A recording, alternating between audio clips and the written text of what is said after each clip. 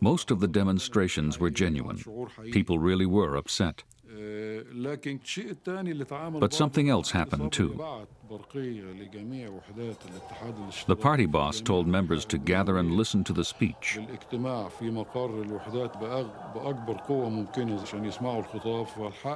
After the speech, they took to the streets and chanted, "We want Nasser, no leader but Nasser." Nasser stayed on as president. His old friend Marshal Amer became the scapegoat. He refused to resign, so Nasser had him arrested. He died in custody. It was said in Cairo he was suicided. Shortly after, Nasser rejected the Soviet-American peace plan.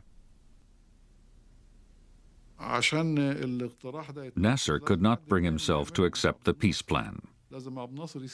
He was a hero to the Arabs. He couldn't be seen negotiating with the Israelis. 3 months later, Arab leaders met to formulate a unified policy towards Israel. Nasser, still the idol of the Arab world, was subdued. I found him a different man. I noticed from the outset that he felt a great sense of guilt. The Arabs agreed to reject any compromise with Israel.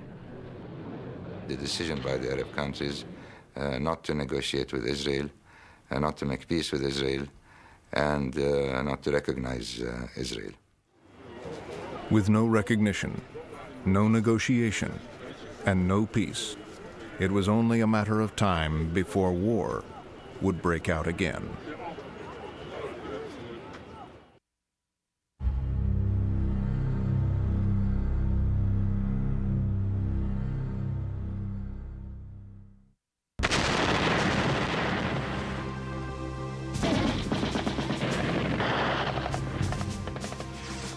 At the Suez Canal, now the border between Egypt and Israel, the Egyptians launched a war of attrition, and the Israelis fought back.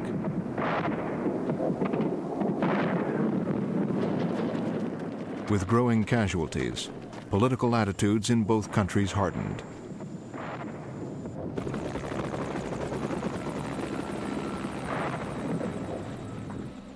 There was renewed conflict in the Jordan Valley as well. Israeli soldiers were in constant pursuit of Palestinians who crossed into the West Bank to attack Israeli targets.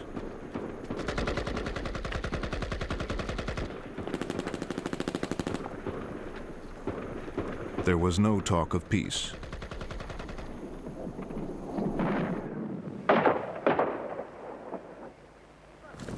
Inside Jordan, the Palestinians were busy building up their forces. Their charter called for the replacement of Israel by a Palestinian state and the expulsion of all Jews who arrived after 1948. In 1967, a small band of Palestinian guerrillas set up a camp in Karame in the Jordan River Valley. From the bank of the Jordan, they could see the Israeli soldiers patrolling the West Bank. We waited until the Israeli patrol vehicle had passed by.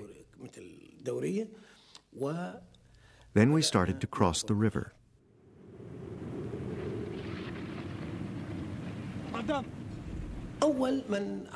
The first to cross was Abu Ammar.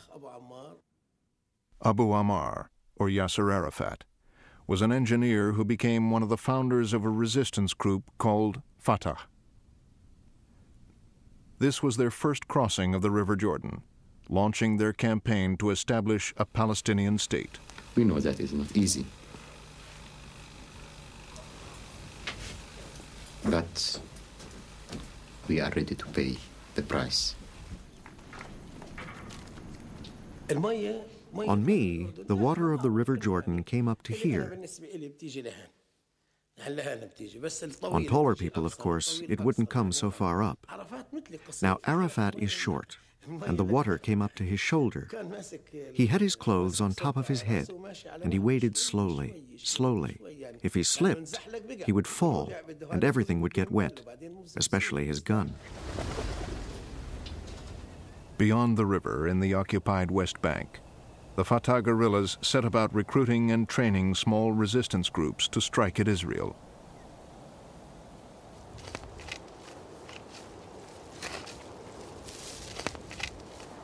The best targets were the ones we could take by surprise. For example, moving vehicles. You open fire, a group of 3 or 4 of you. Then, if you throw 1 or 2 grenades, that settles it. You're safe, and they're dead. The guerrillas had the support of Jordan.